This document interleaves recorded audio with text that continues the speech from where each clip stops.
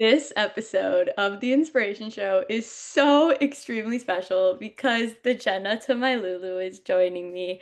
Today's Ah. inspiration has been like a big sister to me and has impacted my life and my theater journey ever so greatly. I'm so honored and excited to welcome the incredibly talented Delaney Brown to The Inspiration Show. Thank you so much for being here. I have so much love and admiration for you, and I'm so excited to have you here. I'm so happy to be here. So, when did you discover that you had a passion for singing and theater? Oh my gosh. I mean, I don't know. I try to like people ask me this all the time, and I think like when I was like 3 maybe. I don't know. I've always been singing, and then my mom is like a full-time veterinarian, so she needed like a summer camp to put me into, and sports didn't work, and so they put me into theater, and it was like that was it then and there, and that's all I've been doing. Except I had like a weird stint where I did swim team for a bit. But besides that, I've been super into theater. Wait, I didn't know this about you. Okay, swim team. Yeah, I did swim team from like in middle school, and I was breaststroke. Michael Phelps, Never let's got go. above third place, but I never like stopped doing theater during that time. But like my dad was like, you should like try something else before you like dedicate your whole life to it, maybe. And then I did, and I was like, nope, no, I wanna do theater. I feel like that's so relatable. Like, I think I can speak for so many theater people when I say we all tried sports and we were all like, no, thank you. And then it's the theater, and very few of us do both. But there when there is like that few that's like I play like like baseball, and I like they're like a Troy Bolton. Like it's so I'm always so enamored. And they have to exist because of the Broadway softball league. Have you I was heard? just gonna say Parade is what enlightened me to Broadway Softball League. I was like, guys, we do theater. We don't do They sports. yeah, like and I think that the people who don't do sports got FOMO from the Broadway softball league because have you heard that there's Broadway bowling now for the Yes, yes, yes. So I think that that's really funny that we were like, no, there has to be something for us just because Oh, I can't play softball. I So, feel like our thing more is coming up with the team names than doing the actual sports. yes. And oh my God, like I'll go and I'll like be on the side and be like, Yes, let's go. I'll be Um, a cheerleader for real. I'll pull out so my Dallas Cowboy cheerleader dances because I'm from Texas, of course. Yeah. let's yeehaw, let's go. Yes, yeehaw. So, what would you say really inspired you to become a performer, and who's been an inspiration of yours throughout your career? Okay, I was actually thinking about this because we've never done a podcast before, but to promote the Green Room 42 show that we did together, Right, right. we went on a live, and I think this question was kind of asked.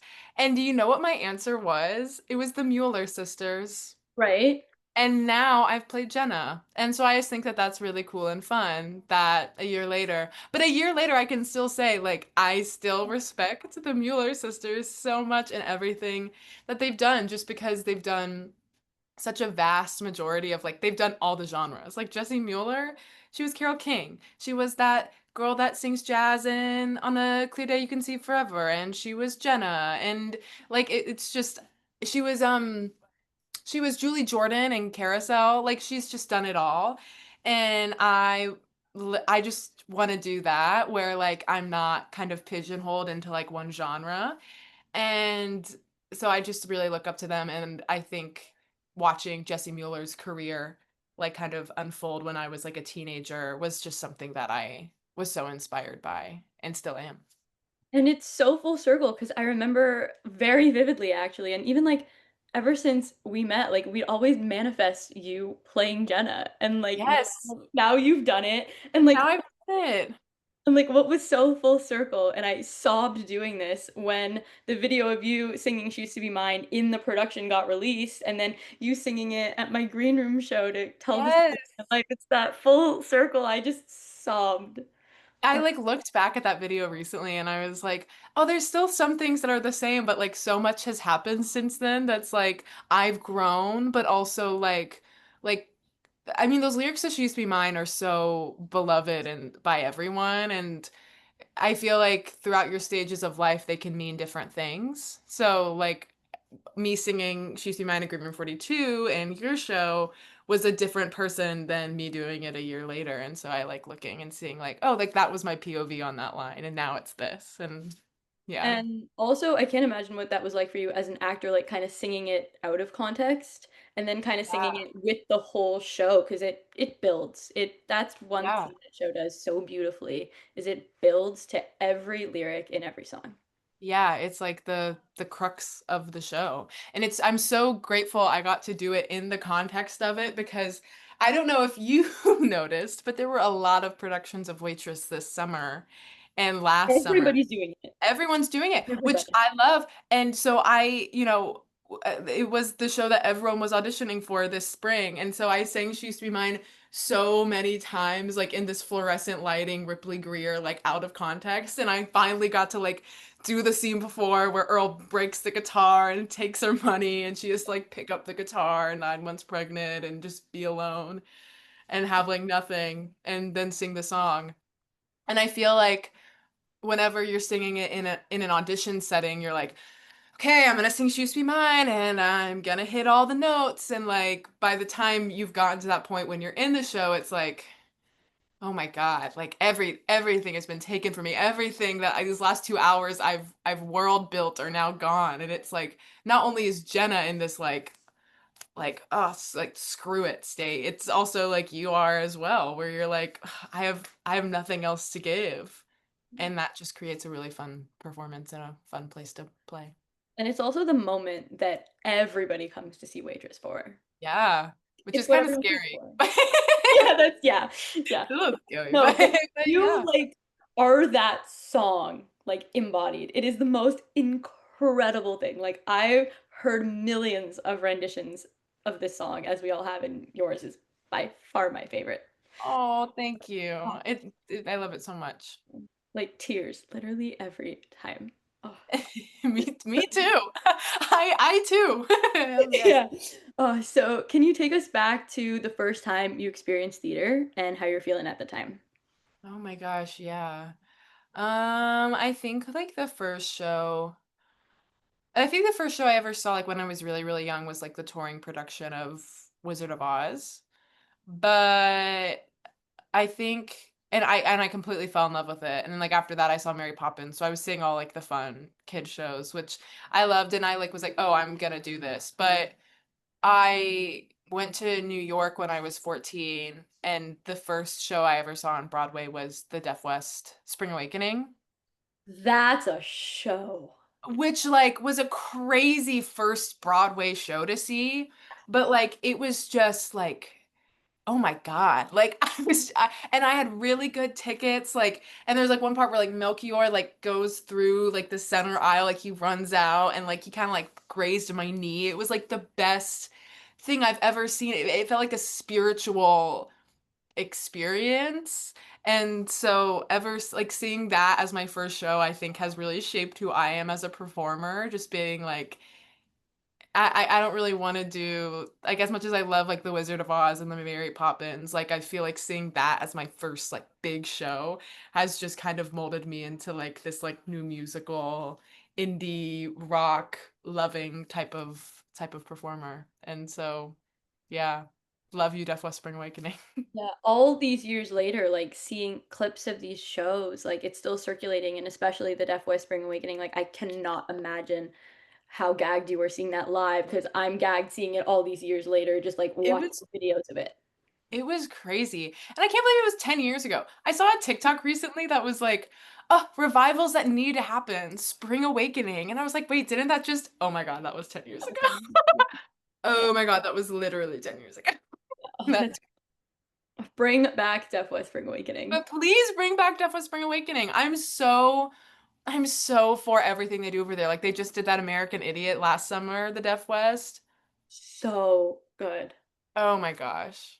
Oh my gosh. I Incredible. wish I could have seen that. And Yeah. like those shows just encapsulate a whole new reason of why I love theater and why theater is so important. It's like so innovative. It's Yeah. so innovative and it like I don't know, accessibility in theater is something that I think I mean, did you see oh my gosh, not to sidebar, but did you see that at Lincoln Center they did a Waitress and it was a completely deaf cast and they like signed to the cast album?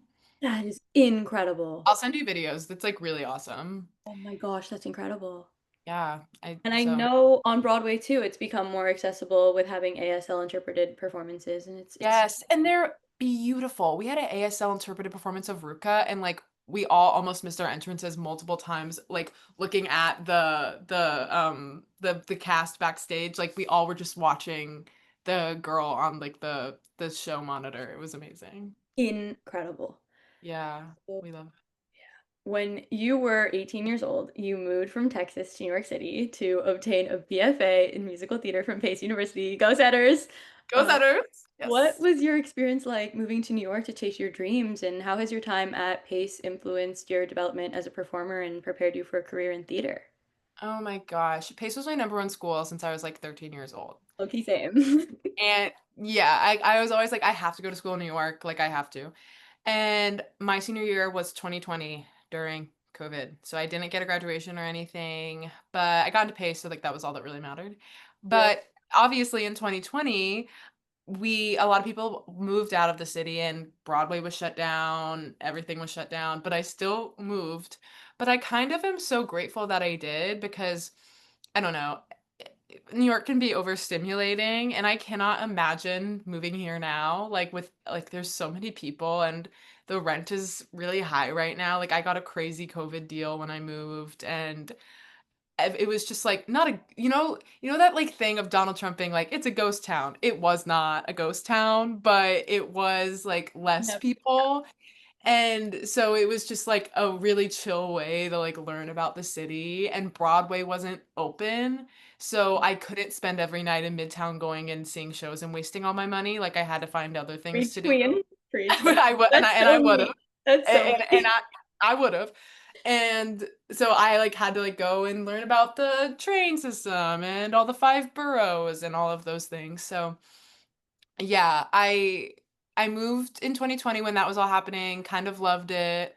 And I love Pace and all that they stand for in the sense of like it's so individual. Like they really hit you over the head with like the way that you will be successful in this industry is being yourself and like not trying to be anything else. And it gave me so much self-confidence at, like, such a young age. It honestly gave me, like, delusion. Like, I think the reason I booked Jagged is because I had this blind delusion that I was, like, this really special person, but, like, that's kinda what you have to do when you're an actor. I mean, there's, like, a line, but Pace really gave me that and gave me so much self-confidence and really helped me shape who I was as an individual and like knowing that what makes me different is what makes me special.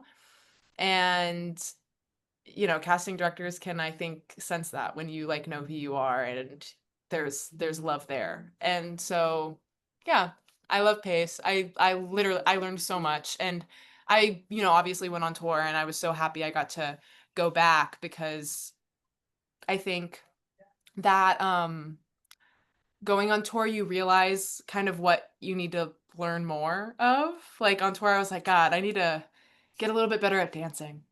Like I need to like do this. And so I knew like when I went back to Pace, like these are the things I need to focus on. And so getting to come back to it was also really, really great. Yeah. Yeah, like you mentioned, like some of the greatest advice I was always given was like be yourself because everyone else is already taken. Yes. Yeah, as cheesy as it is, like I think my favorite part about being an actor is getting to step into these roles that either you're originating or that have been done or not really been done before, but are not really that popular. And I think it's so special getting to bring yourself to a role and seeing how different a role is, even though you're telling the same story, you're singing the same lyrics, you're saying the same lines. It's so different and it's so beautiful. And like using Jenna as an example, like so many incredible people have played Jenna and like even the like extensions on one word or one lyric or a specific riff in a song, like it changes the meaning of the entire show. And it's so beautiful because those actors are just being themselves and bringing themselves to the role. Absolutely. I read something recently, like Meryl Streep said the way that like the portal to her connecting to these characters is she just has to find the one common ground you have with that character. Yeah. And once you find that, like what you two have in common, you can kind of from there become that character. Yeah. I love that. Yeah. So instead of beginning your junior year of college, you were cast in the first national tour of Jagged Little Pill in the ensemble understudying Mary Jane and Bella Fox. So can you share a little bit about your Jagged Little Pill journey from your audition process to being part of the company for the entire duration of the tour? Oh my gosh, yes. My Jagged Little Pill audition process was really, really crazy in the sense that I auditioned I went to this like summer stock conference called A1s, and I went with like a bunch of my friends from Pace, and I didn't get a single callback. Like I was not asked to stay and dance. I didn't get anything, like zero. And I was like, okay, well, I'm really untalented, but I'm here with all my friends, so I can't leave. And A1s also has a ton of master classes that are offered. And this woman named Mia Walker, who was Diane Paulus's associate, so she worked on Waitress and Jagged Little Pill, was doing a Waitress and Jagged Little Pill masterclass where it's like, if you were to audition for one of these shows, what would you want to do? So I was like, oh, Jagged Little Pill just closed and they're gonna do a tour and I'm gonna be on it. I should probably go take this class. So I went and I took that class and I did what I thought would be a good Jagged Little Pill audition song. And she helped me with it. And at the end, she was like, hey, it was really nice to meet you. Do you want to send me your stuff? And I was like, oh my gosh, yes. So I sent Mia Walker my stuff and nothing happened. And then an EPA came out for Jagged, an equity principal audition came out for Jagged. And at this point, everything was still video submissions because it was 2020. It was 2022, but it was still like they weren't having really in-person auditions until like callbacks.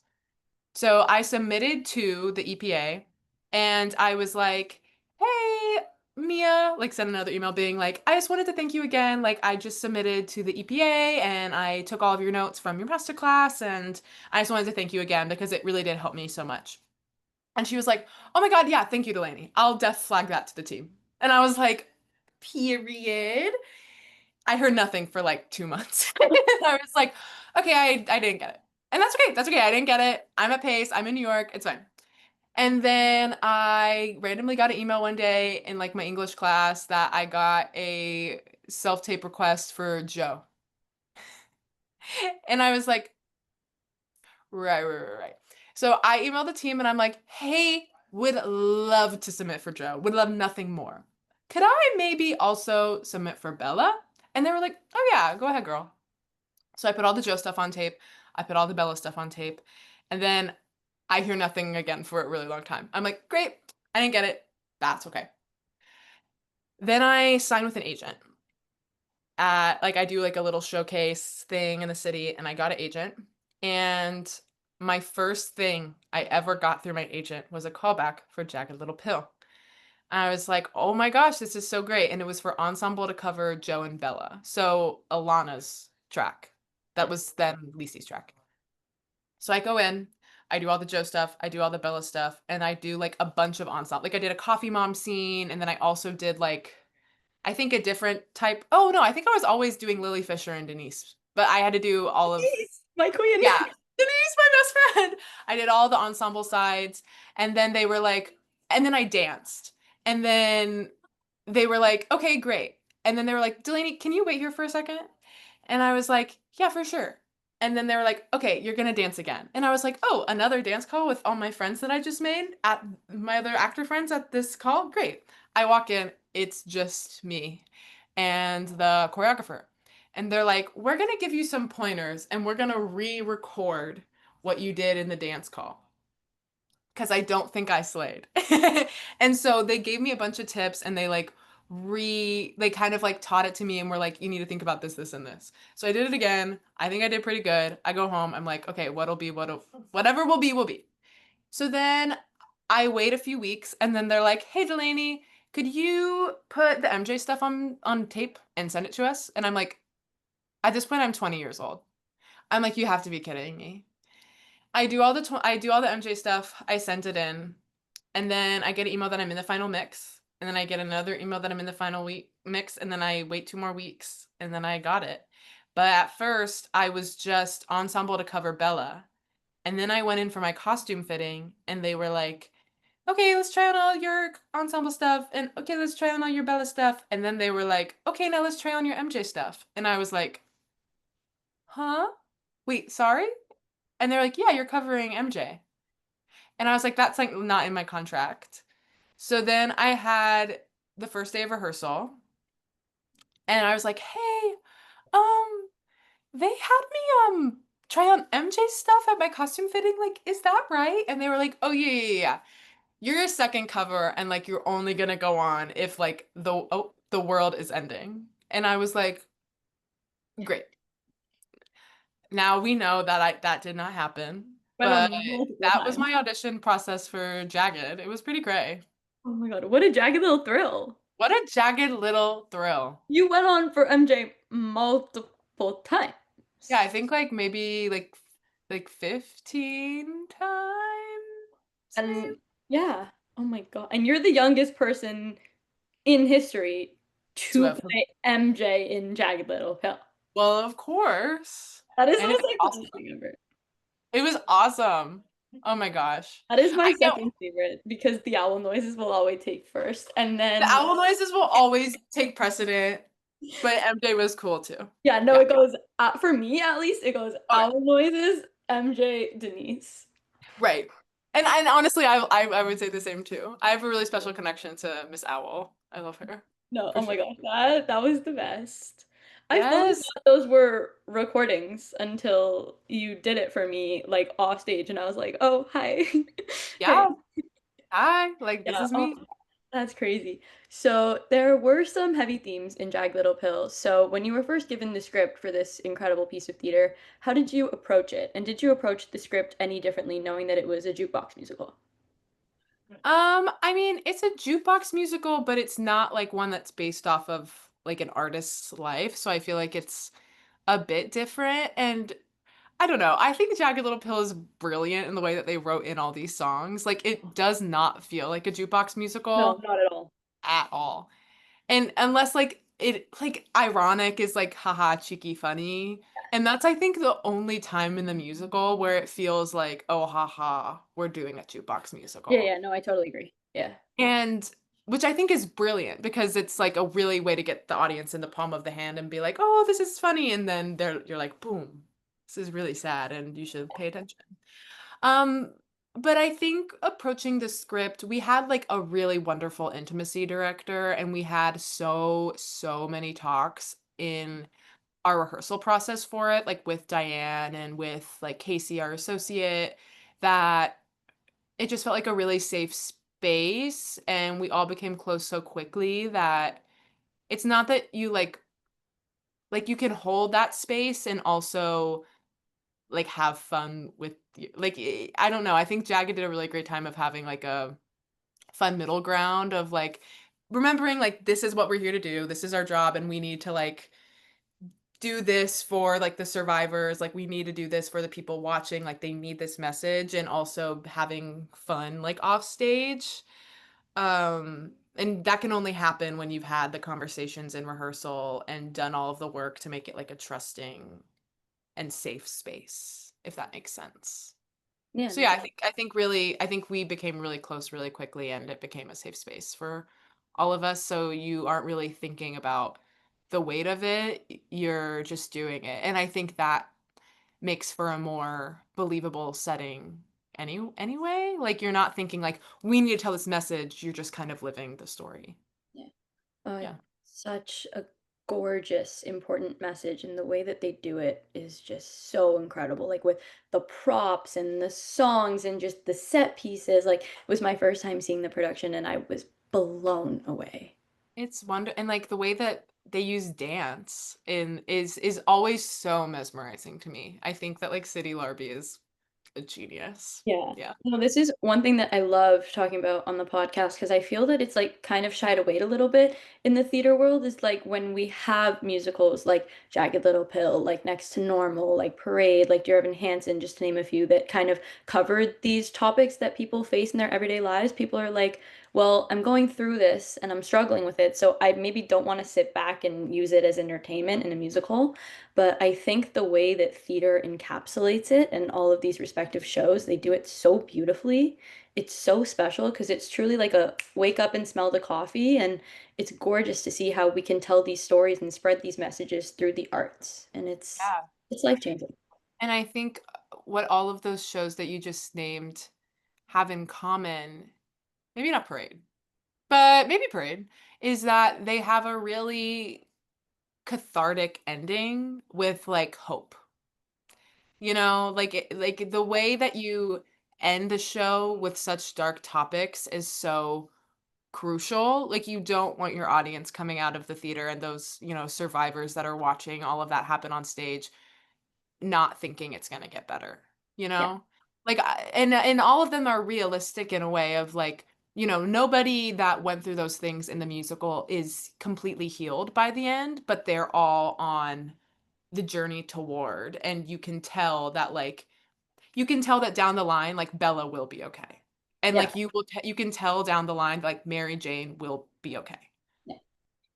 So I think that it's really important if you're going to talk about those topics in a show in a piece of theater or art, like the ending is really crucial. Yeah. Yeah, like I relate to that so much because I just played Natalie in Next Normal, and I remember Yeah. starting, yeah, I remember starting that process being like, this is a dream show and this is a dream character and a very important story that I need to tell. And then I remember doing the finale and just singing through it. And, all my life I've been told there's light at the end of the tunnel. And then Yes. seeing a finale called Light and, getting to sing that because my character sings the first line of that. And I was just like, wow, like we just went through a whirlwind of a show, but there's light at the end of the tunnel. We all went through our own journeys, and were they particularly easy? No, but like you said, there's hope at the end. And I truly believe, or at least my portrayal of Natalie and my personal thoughts as an actor getting to step into her shoes, like she will be okay at the end. Like you said, like it'll take some time, but she'll be okay. Yeah, I And it, agree.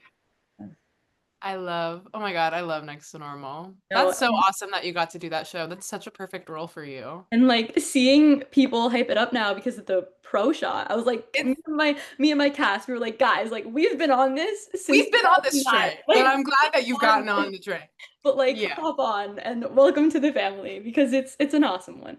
for sure. Yeah, love And Next to like Normal. now with the rights for Jagged Little Pill being out, like I see people doing it and I'm like, let's go. This story needs to be told. I know. I'm so excited. There's so much like I okay, so Diane Paulus directed Waitress and Jagged.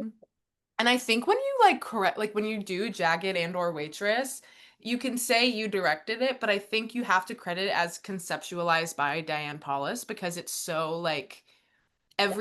the text is so in the blocking, But I'm 100%. really excited to see what people do with Jagged Little Pill and like what they do with like the dance and I'm just so excited to see like what are like the iconic things that get kept and like you have to do the Frankie lift or are you gonna do something different? Like I'm just excited to see what from our production gets kept and what gets changed and what are they gonna do with it. I'm Like so you, excited to see. I'm so excited. And like you and I have spoken about this and like other people that did Jagged with you, like we've all talked about it, like how it changes too from like Broadway to the national tour. Cause I know like on Broadway they had the pillars and on tour you guys didn't. So it's Yeah. so cool to see like how this story, well, not changes, but how the story kind of changes as the set changes and as Yeah. the characters and the actors change and the venues change. Like it's so special. And I'm excited to see what people do with it. It's gonna be awesome. Oh my gosh. Yeah, I can't And wait to see. I love how it all comes back to Jagged Little Pill and Waitress together, like in Diane's world, in your world, doing that master class, and now that you've done both those shows, like it all comes back to Jagged and Waitress. It always does. Like, and I hope that was my last time playing Jenna. I hope I get to do it again and again and again. And I hope that honestly, like, would love to return to the world of Jagged. Like, it's Yes. like I can still like. I feel like there are so many people that do jukebox musicals that are like, I can't listen to that artist anymore. And I like Alanis is still on the playlist that I I love her. make. I love her. Like all of her songs. Like, there's not one that I'm like, I can't listen to that. Like, I still love her music, genuinely. No, it's so like her music is amazing, and every time it comes on the radio, I'm like, let's go. And like it's awesome. And it's so cool to see like when you get so used to these songs being told in that story. I can't imagine what it's like for you just like listening to them out of the context of the show. I love it. You know, like there's so many other, I mean, like Alanis Morissette's on Glee. Like, you know, Yes. like Rachel Berry sang on Thank Invited. Like you, Jagged Little there are other Tapestry contexts. episode. Jagged Like Little Tapestry. yeah. You gotta do a show about your life at Green Room 42 and we'll call it Jagged Little Waitress. Jagged Little Waitress. I need it. I need it bad. Oh Oh, my God. so you understudied Mary Jane and Bella while also having your own track in the ensemble. How did you approach preparing for three very different roles at the same time? Oh my God. It's I mean, our stage management did a really good job of being like, okay, you're gonna learn this track, and now you're gonna learn this track, and now you're gonna like it was very separated. And so I think just having good stage management and good people teaching you is really, really helpful. But it was hard. I think the only time it ever got difficult was the quiche scene where like Bella and Mary Jane Mhm. talk to each other and they just have a scene where it's just them on stage. That was always really, really trippy. Like there was one time where I went on for Mary Jane like the week before and then I went on for Bella and I was like, whoa, okay. But they're really good at teaching everything really separate. And then once you have it down, I don't know, with Jagged, people were always kind of coming into the show. And so at like understudy rehearsal, when we would teach them, we would do like oh my God, what is that one song? It's right before Forgiven. Oh, Wake Up. And like everybody's on stage like talking to each other and it's like the crux of Act 1 before we go into the finale.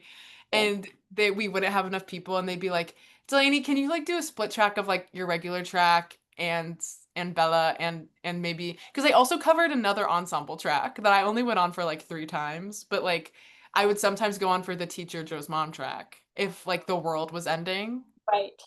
then I would do that. So like they'd be like, "Can you do like some Mary Jane and some Bella and your regular track?" And honestly, that was a great way to learn because it was like, okay, like this Yeah. is the show and now you have to plug yourself in. Yeah. So yeah, learning how to have that brain is also really cool. But yeah, our stage managers were just great. I know. And yeah. I always love diving into those brains. I always bring it back to the Dear Evan Hansen boys that cover all three. I was like, I can't imagine doing Sincerely Me, like you can do the whole show by yourself. But I also have to ask, like, for you, did you ever have those moments of like, okay, I'm on for Bella right now and we're doing that scene and I know MJ's next line, but I don't know Bella's next line. Like, what are those moments like for you? Like, I'm always so curious. Like, I always say I could never understudy. I am every time I see a white slip in my playbill, it's like a gift.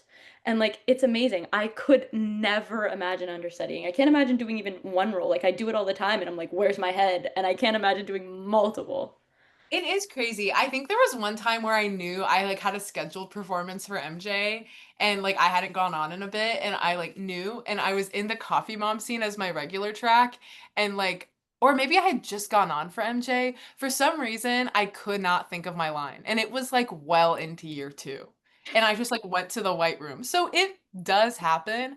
I think for me, the thing that would happen all the time was when I would be on for MJ, she has like this 20-minute break Yeah. where they're kind of like unfolding like the B plot that is like Bella and like Lancer's party and the party scene and into that, all of that.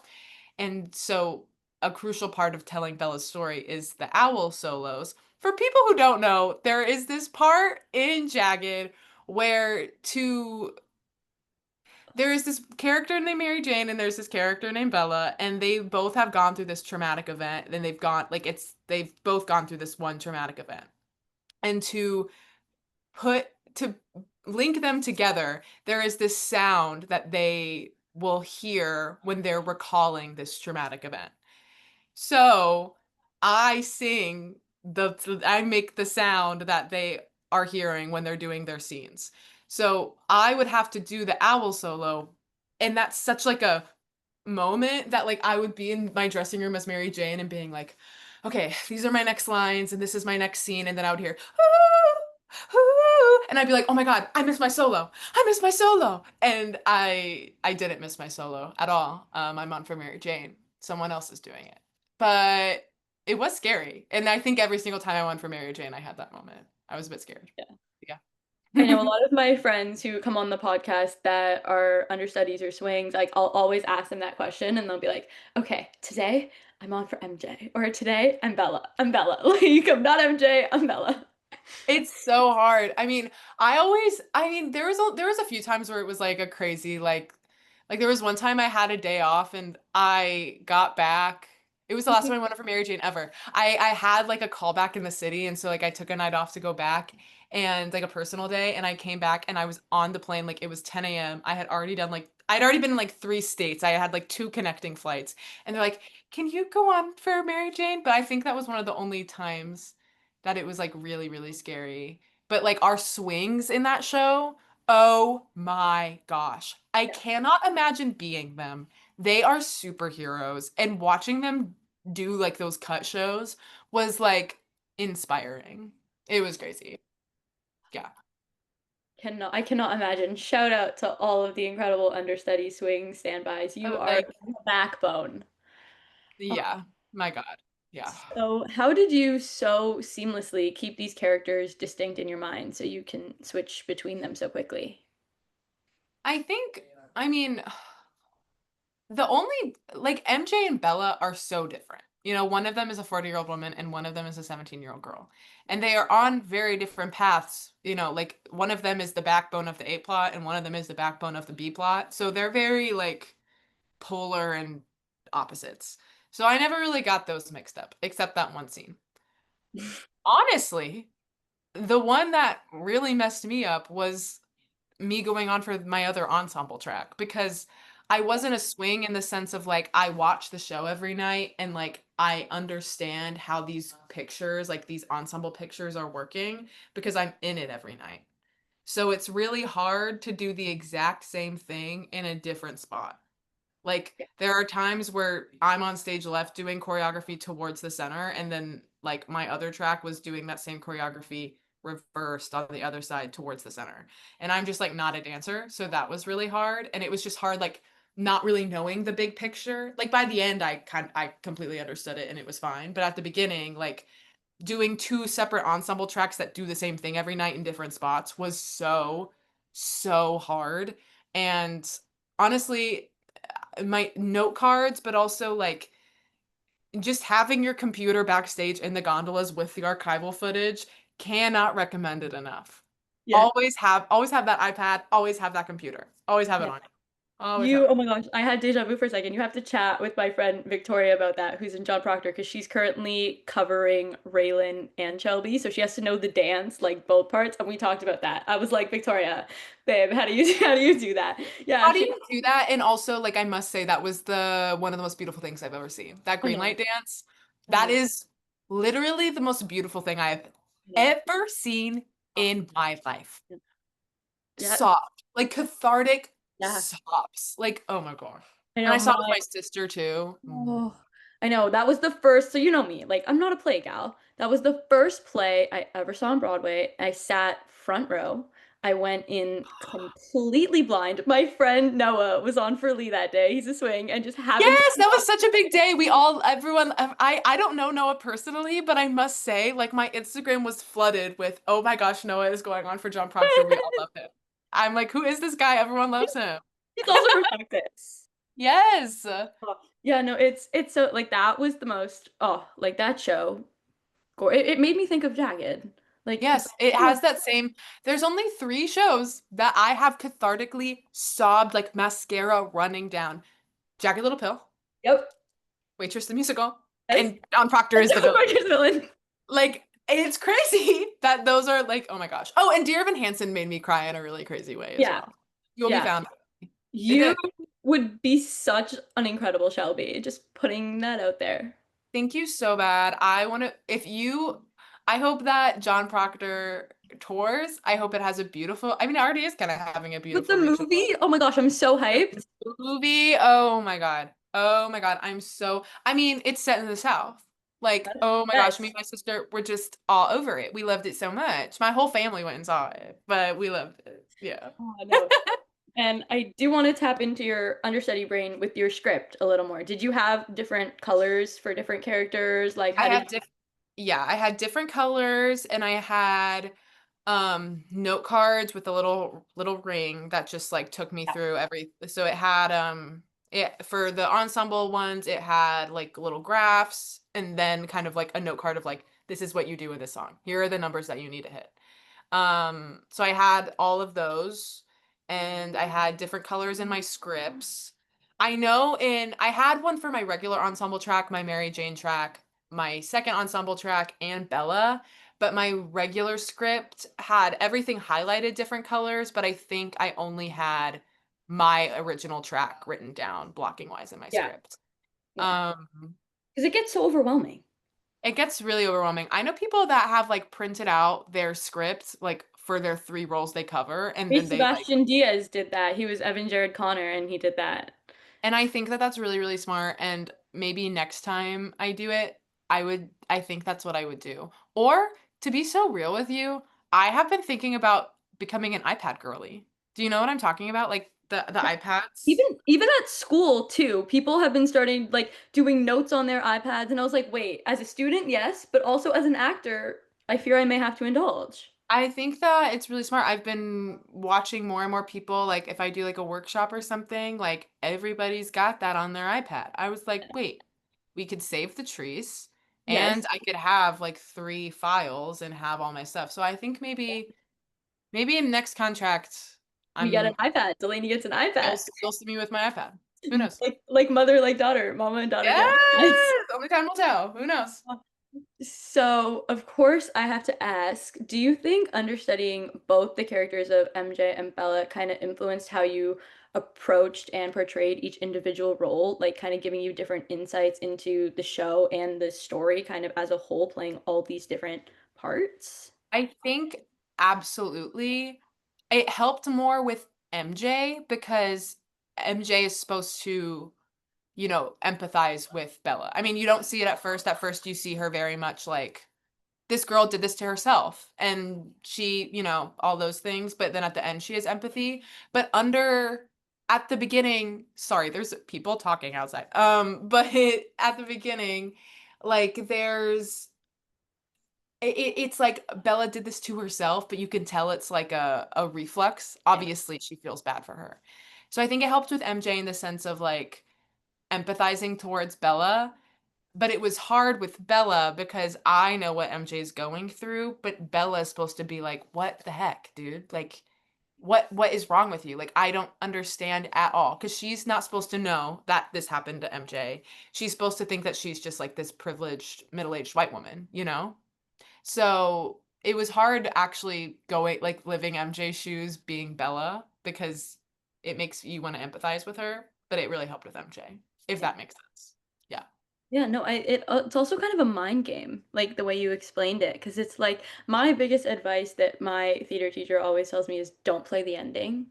Like Yeah. when I do really big emotional scenes, and like as an actor, like you do this show 8 shows a week and you know how it's gonna end. So sometimes for me, I'd be like, okay, I know how this ends, and I just somehow kind of slip out and play the ending. But like being in both these characters' heads and how they kind of contradict each other and then they come together, like it's hard having all of that rattling around in your brain. Yeah, because it's really important that like Bella does not know what MJ has gone through. It is Yeah. really important that like she does not understand, you know? So I that is really hard. But it was cool to play these people who are supposed to act as parallels, getting Yeah. to do both of them. Yeah. Yeah. So you toured with Jagged Little Pill for 2 years. Yeah, So babe. looking back at your time on tour and telling this powerful story across North America, what are some of your fondest memories and your favorite moments that you look back on from your time on the pill, both on stage and off? Oh my gosh. I I think I think my favorite days were when I made my MJ debut and my Bella debut. My Bella debut, I don't I was kind of just held by the cast. Like I didn't really have anyone there to see me. It was at Casey Starlight, which was crazy because it was our first outdoor venue and I was also going making my debut. It was kind of crazy. But I just was like the cast was there to like hold me. But my MJ debut, my entire family was in that city, and I had like really good friends. I had like my friend Thomas who goes to Shenandoah was at my MJ debut because they were all like all of Shenandoah was there to support my friend Sid because they're close to DC. So like not only was my family there, but like these people who like are so important in my life and the cast uplifting me. It's just like so special. So those were kind of probably my favorite days. Um, I loved Toronto. I will say, like, I loved our We love you too. like. Love Thank you you so too. much. I loved our Canada leg, and I loved getting to do Alanis there because they eat her up. I mean, she's a Canada girl, so Do. Really that do. was really really lovely, and I loved our apartments in Toronto, and Nando's is there, and I just had like the best time. I love I Nando's. remember asking you if you got your Nando's when you were here. I remember. I love Nando's so much. So I had a really wonderful time and like I spent like my birthday in Toronto and that was really nice. And yeah, Toronto and Canada were like my faves and also the Florida leg of tour, like where we went to like Orlando, Sarasota. We went to like West Palm Beach. It was truly magical. Like we and it wasn't I don't like flying. I used to not like I used to like flying and then I started flying for my job and it made me get a fear of flying, which is crazy because I was flying more than I ever have before. So anyway, but the Florida leg was really great because I shared a car with Rishi, Sid, and Dylan, and we would every week like do a road trip to our next city. Oh And yeah. so that was super cute and super, super fun. And we would like stop and do fun things. I So, remember you also went to Disney. and we went to Disney and That we one went to I remember. Universal. Oh my gosh, we went to Universal and I'm a Universal girl more than a Disney girl, I must say. I had the best time and my family was there when we went to Universal too. So that was really fun. No, I always love how our outings happen to be food. Like when I'm in the city, we go to Raising Cane's, and then when you're here, it's Nando's. Yes. Always, Yes, we must. always has to be food. It always has to be food, but I feel like that's like a thing. It's hard and it's like it makes you spend money. It's hard being in the city because everyone wants to go get coffee. Everyone wants to go get food. Okay, well, can you just come to my house maybe and we can talk about everything? Or like can we can we go to a park and sit there? Like do we have to go and get No, food? Bird and Branch owns my money. I get a coffee every day when I'm in the city because there's no Yes. coffee like Bird and Branch here. Bird and Branch. Oh, Do you I got it. know if I don't think I've ever been. Aaron got me on Bird and Branch. Funny enough, every single person on Broadway gets their coffee there. Aaron Tveit gets his coffee there. Okay, well, I'm You going. gotta go. I You gotta go gotta say go. hi to Erin, my Oh, best friend. my queen. Oh, no, it's best coffee. So to close up our Jagged Little Pill section, what was your some of your favorite moments on tour, greatest lessons you learned on tour? Um, I think my greatest those were my greatest moments, my greatest lessons. I think I I feel like Jagged taught me a lot in the sense of during Jagged Loki, I was having like a really like rough time, like mentally, but I wouldn't trade it for the world. Like I think touring is just hard and not being able to see your family and friends all the time is really hard. And work-life balance becomes a really big like thing you have to it's hard when you're like living with your cast in like hotels and also getting to perform. Like that's just like a really hard thing to balance. And I think I didn't learn these lessons during Jagged. I think that like as time went on and I look back, I'm like, oh, like if I was to tour again, which I would love to. I mean, I'm a Sagittarius, so I love to travel. So I would love to tour again. And I'm like, okay, this next time this is what I'm gonna do to prioritize like me being independent and me having my own time and me like being able like I think if I toured again I would get more Airbnbs and if I toured again like I would probably like maybe rent a car and do all these like and maybe drive certain cities. Like I think that I I grew up in a really awesome way. Like it taught me so much, and I think it's just like, okay, like this next time, like this is what I'm gonna do differently. Does Yeah. that sound weird? No, That's not at all. You spent 2 years out on the road. That's insane. That's so long for a tour. It's like It's a really, really long time, incredible. but I learned so much, and, like, I would not trade that experience Yeah. for the world. Like, the people that I met, like, I just I am so grateful for, like, the people that I met, and, like, honestly, them being, like, so patient with me. I was so young, and like, they really helped me, like, grow up. Like, I now feel like I'm, like, a really well-adjusted adult, and it took me being not well-adjusted and these people being like, "Hey, this is what you need to do to get you here." So, And yeah. it also took you being the youngest person ever to play MJ, so And there's it took me being the youngest person ever to play MJ to get me here all well-adjusted and the adult I am today. take you playing age. Thank you so much getting to play a mom of 2 kids with an opioid addiction. Oh, Oh, loved no, it. my favorite though was because the actors that played your kids were what, the same age as you, yeah? Older than me. Well, Dylan older, was yeah, because Dylan was Dylan older, yeah, was 4 yeah. years older than Yeah, me. because Yeah. Dylan was old, yeah. Dylan was older than me. I think, like, the only one I was, like, closest to in age was Tara Lynn, maybe? I don't remember how old Chanel is, but Tara Lynn and I are close to age, but all of them were older than me. Not one of them was my age or younger. I love it. I love it so much. You Yes! know, that's the first thing that James said too when he met you, and I just was like, "Let's go." Yes, of course. Yes, thank Oh, you, MJ. Shout out our queen. We miss you, MJ. Oh, I miss you so bad, Miss Healy. Love you, girl. so you also originated the role of Stasia in Rutka, a new musical at the Cincinnati Playhouse. So, what was Yes. it like getting to originate a role and seeing it come to life on stage? Oh my God, it was everything I wanted and more. I love Ruka. I will sing its praises till the end of time. I'm so excited to see where it goes in the future. I am just so, so excited.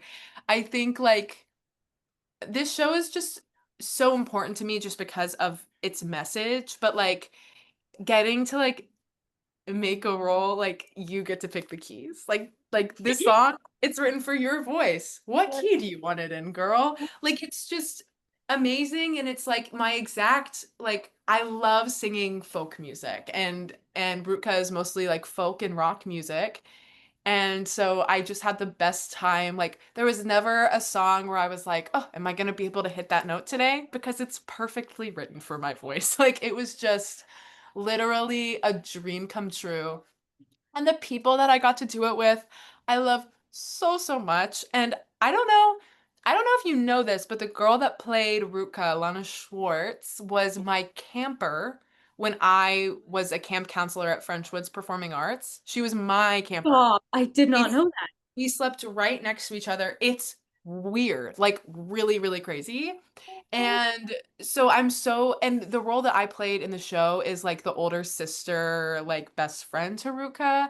So it was just like that's our dynamic in real life. And so getting to do that was just like it was just like I got to like me and Lana got to be me and Lana on stage. And like there's something about Lana Schwartz's voice that's like perfectly synced to mine. Like our duet, every single time I see her, we're like, let's sing Raspberries for fun. It makes me happy. It brings me joy.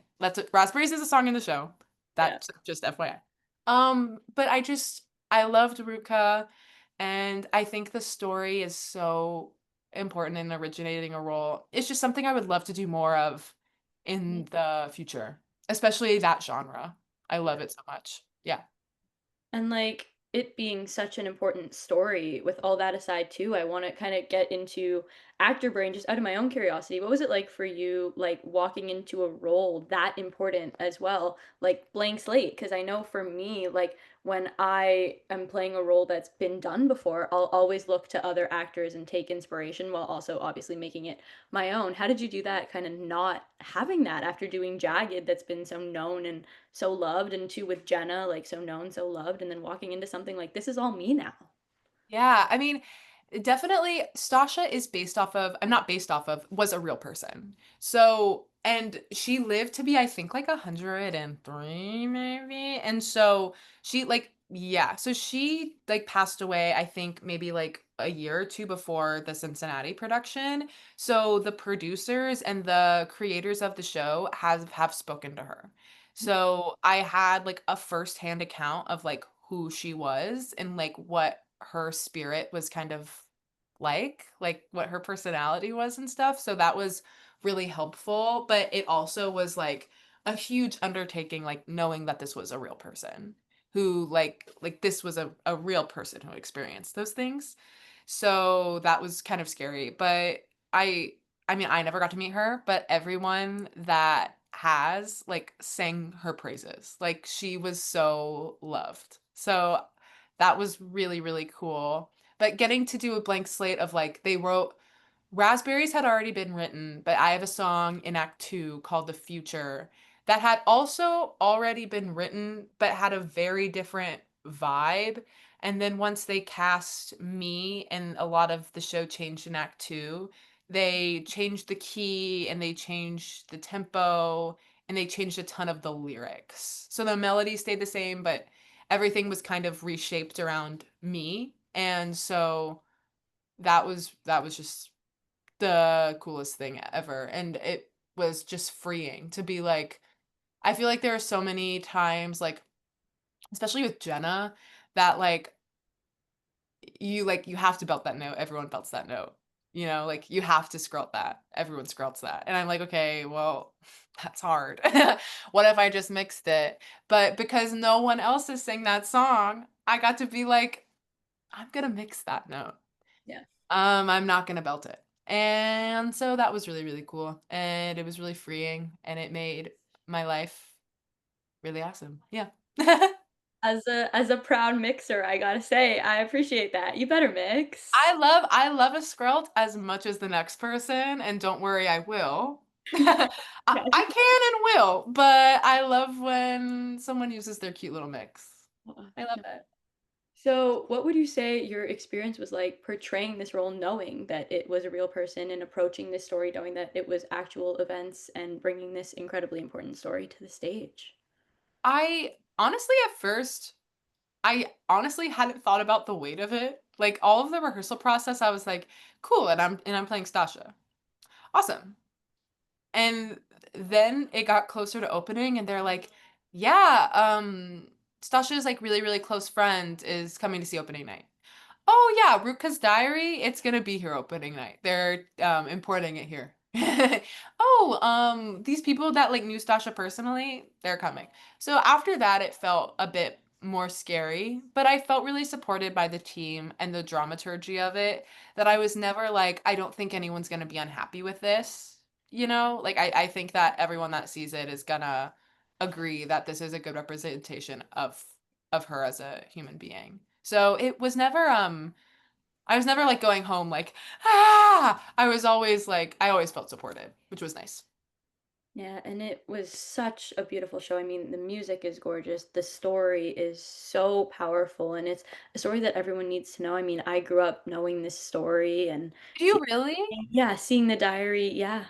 I love when people, because I feel like so many people just don't know about it, not even because it was published in, like, the early 2000s where, like, Anne Frank was I produced. I was mean gonna say, it's like Anne Frank. That's the first thing after when I read it, I was like, this reminds me of Anne Frank, and of course I grew up studying it. So, yeah, of course. I like, and there's I love it because it I feel like Anne Frank there was a sense of, she knew that this diary was gonna be seen again, and, like, when this story is told, like, I want them like, there was a sense of, like, understanding the reality of her situation, which Rutka gets to at the end of her journal, but at the beginning of it, she's just writing a journal, and it's like, this other girl, I hate her. She wants my man.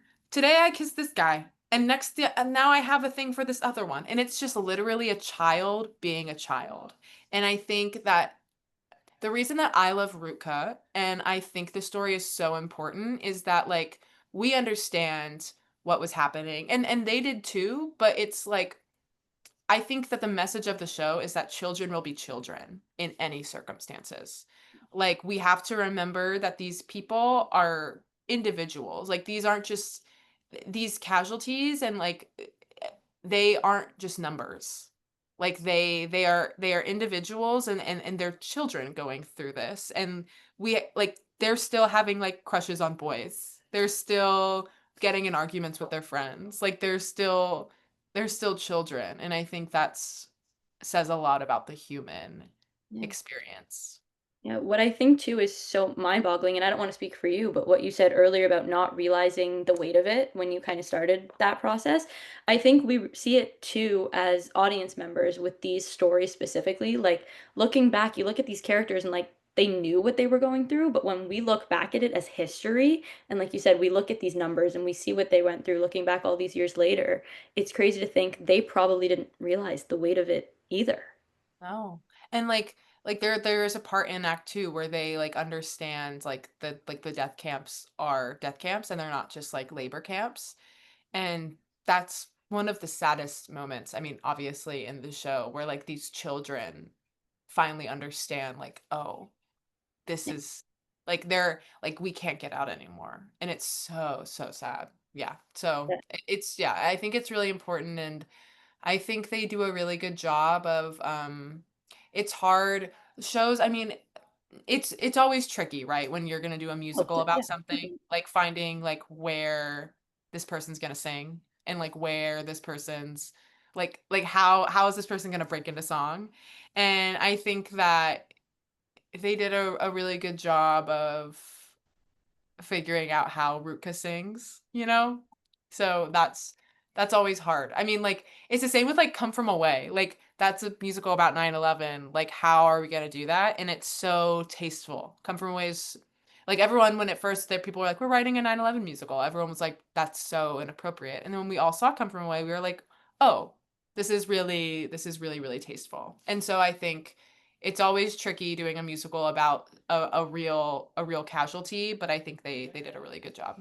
Yeah, I had the honor of seeing the invited dress of Come From Away when they were here at the Princess of Wales, or they were in Wow! they were in the Royal Alex actually, which is next door. But I was like, it was my first time seeing the show, and you know me, like those are my types of shows. Like as weird as Yeah, that sounds, that's what hits the heart, and I always bring it back to. Funny enough, it's hard to speak my heart because I say when it's hard for us to speak our hearts, we put it into a musical, and like you may say they said with Come From Away, like making a 9/11 musical, like you can't do that, or making a musical about the Holocaust, you can't do that, or like real cases that have impacted people like the Leo Frank case, it's like you can't do that, but you do it, and they do it so beautifully and people realize it. And I'm sure you had the same experience with Rutka. Like I always said this after I saw a production of Parade. I actually went out, a community theater did it here in Toronto, and I went to go support, and I saw an elderly couple. They Googled Leo Frank, and I said to the company after, because I got to meet them, I said, I can tell you that you did your job because one person in the audience Googled Leo Frank after the show. And I'm yeah, sure people did the same with Rutka. And it's so important to bring these stories to light under the lights. yeah. Oh, that was good. I try. Yeah. I try. And I'm so excited to see the life that that show's going to have. It's just Oh, gorgeous. The me too. music is stunning. I love it. I love it so much. Such a great show. Yeah, Yeah. so I'm excited to jump into this next part because you're my Jenna, you're my mama. So you recently completed your run as Jenna in Waitress at Michigan Stage, and I know that was a dream within a dream for you and for me watching you do that. So Jenna has been your dream role for so long. So what was it about her that kind of first drew you in and kind of made her this dream for you?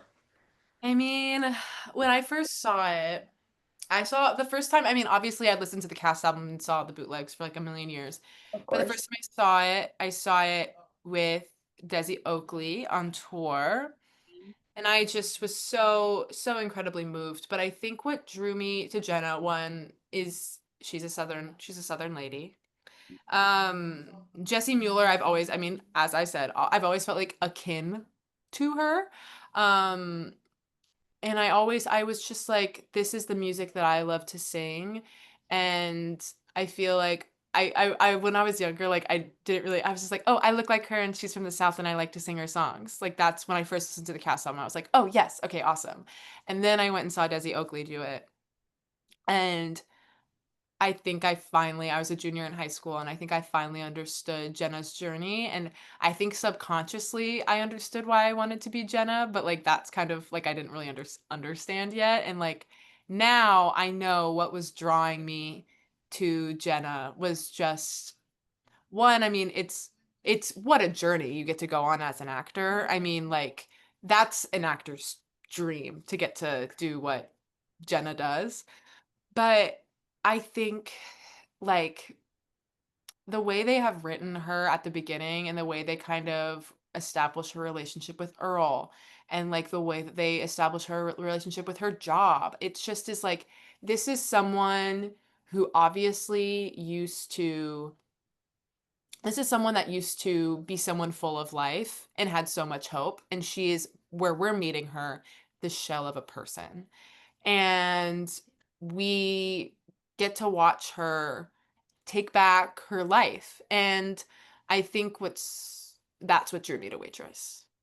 Like, I think that watching this woman who had nothing take it back for herself, like, she doesn't take it back because she wants to be with Dr. Pomander, and she doesn't take it back because her friends are helping her. I mean, they end up helping her, but, like, she does that on her own for herself and for her child. Like, no one helps her. Like, she does that for herself, her leaving Earl. So I I just think it's really awesome.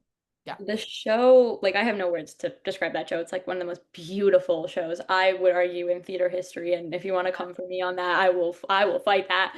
But those dear baby moments, like, it's unlike anything you've seen in a show. And I think it pulls you out in this way so beautifully and then sucks you back in. And having it happen multiple times in the show, it kind of feels like you get to be in her brain a little bit. And Yeah. after, kind of seeing this roller coaster that she goes through, I just think that those moments are so important. It's an actor's dream. Yeah, I mean, I think I also think, like, the placement of the Dear Baby monologues, like, when they start to happen, because she doesn't do them all of act 1. Like, we talk about it, like, she's gonna write a letter to her baby, she gets this book. But, like, she doesn't start doing the Dear Baby monologues until she's, like, 6 months pregnant, and I'm sure it's because she's understanding the reality of her situation, it's becoming more real to her. But, like, her deciding, "Okay, yeah, like, this is my baby and it's coming. I think I'm gonna talk to it now," and using it as to let the audience in, but also, like, I don't know, like, talk to yeah, I love it. It's awesome. It's Yeah. gorgeous. So before stepping into her shoes and putting on her apron, what did you imagine playing Jenna would feel like, after wanting to do it all these years, and how did reality kind of compare to that dream that you had? I mean, it was literally everything I would have asked for and more. Yeah. Like, I was always excited to sing the songs, and there was always, like, certain scenes that I was always really, like, drawn to. Like, the scene before oh my god. I mean, the scene before Bad Idea, like, oh my god, I'm getting I knew you were gonna say the bad idea is like my what it oh my god, it eats. People it like People come at me for saying I like that song because people are like, "Allie, like that's such a weird song to like." I'm like, "No, it's no, so it's good, awesome. It's an earworm. The scene before it's hilarious. hilarious." It's funny. Waitress is funny. It's Jenna funny. is Yeah, she's funny. hilarious. She's hilarious. And so I was always excited to do the funny scenes. I was never really excited to do the Earl scenes. Those always made me upset. So I Those didn't really they, like they cry. but They I make me cry. yeah, they make me upset. So I was always really excited to sing the songs, but I was really excited to do the Dr. Pomander scenes. I just thought they were so funny. The And note. literally, shout out to our Dr. Pomander Dexter. He was the best scene partner. He's so funny. He is the voice of an angel, and he always made me feel so safe. Like, getting to do this show, it was just the perfect cast, and I felt so supported by them, and I just could not ask for a better show. Obviously, we talked about this on the other thing we did when I was in it, the thank you places. Yes? Yeah? Yes, thank you, 10. 10. And it was really hard. Like, I knew it was gonna be hard, but you can't really prepare for the vocal stamp like you Oh, can. Like before rehearsal started, I would run and I would sing the cast recording, like in my mom's house before I went and did it. I Those would two pay to days. hear that. It was a journey. But yeah, the vocal stamina of it all, I don't think I understood the weight of until we were there and they were like, "Okay, this is where we're going to hide your water bottles on the stage." So we're planning it's just very like, oh, like she has no breaks. Like I Yeah. didn't really get that. And so that was really crazy. And that was really hard trying to figure that out. But I wouldn't have it any other way. And I think now that I understand it, I can do it again and understand the weight of it and what I need to do to get me in that place. Yeah. No, you and I talked about this, but like that was your first time like ever playing a role that does not leave the stage. Like Yeah. it's intense. It's crazy. It's really crazy because the two times the first time you get a bit of a break because you're not changing costumes, but that second one in Act Two, you're changing costumes. Yeah. Like you, it's like a 2.5 minute break, and you're spending a minute and 30 of it like going to the bathroom and drinking your, yeah, it's crazy, and changing your costume. Oh, I Yeah, know. It's crazy. crazy. So, how did you approach bringing Jenna to life in your own unique way while still honoring what makes her so beloved? I think I talked to our director Tim about this for a bit. What's hard, so I'm 23 and Yeah. Jenna's always a bit older. So Tim, when he was talking to me when we were in rehearsals, he was like, when we decided you were gonna be Jenna, we had to like kind of go back and make everybody younger. Like we had to kind of like we had to make the conscious decision that like instead of like Jenna being like 30, she's gonna be like 26, 27. And like Dawn is gonna be this age and Dr. Pomander is gonna be this age. So that was hard, but honestly, I kind of think Jenna being on the younger side is way more heartbreaking. Oh, Like she had 100%. her whole life ahead of her and she's decided to have this baby and kind of completely throw it away. Um obviously she's not throwing her life away having a baby, but like like it's so heartbreaking, like watching this like young person having to deal with this and like not having the support and having the tools to deal with it or having any sort of money. I weirdly, do you know Justine? Antonio and Justine? Yes, of course. My King Antonio, I love him so much. Okay. I told Justine that I was playing Jenna one time, like, or she was like, "You're playing Jenna," and I was like, "Yeah," and she was like, "I kind of love that you're playing Jenna because Justine is a director and so she has like this brain. But she was like, I love it when Jenna is younger because I think in all of her text, I mean, obviously, like she's a girl that's grown up too fast and she's like kind of over it. She's the shell of a person, but like she can't she is like mourning her dead mom and she's always like mom, like oh my gosh, like mama, she keeps seeing her mom and it's because she like cannot grow up because like she lost her mom, she didn't have someone to mother her into adulthood, so she's like kind of stuck, like grieving her mother and being younger. She explained it better because she's probably smarter than me, but I was like, oh my God, Oh, that makes perfect sense. Yeah. yeah, I had never thought of I that. never actually thought about it that way until now, actually. Yeah, she's like a young spirit, like just like what she's this young, she's this like her inner child is hurt, like she's yearning for her mom. Yeah. She's crying out to her mom and because she's like this young girl who like doesn't have, she's like lost her way.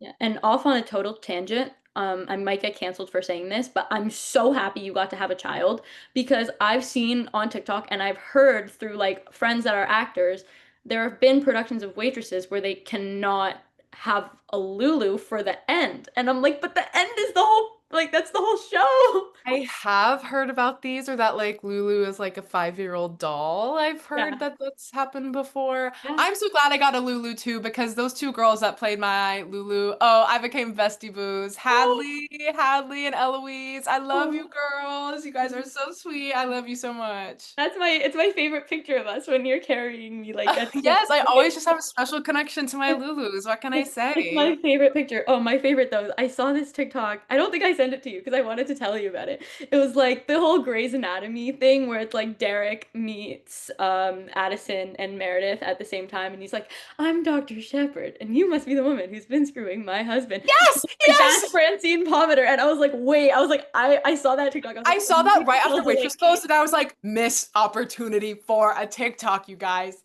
Oh, yes. I was like, because I remember when the Pro Shot came out, I made my mom watch it because I was like, that's a show a girl's got to watch with her mom.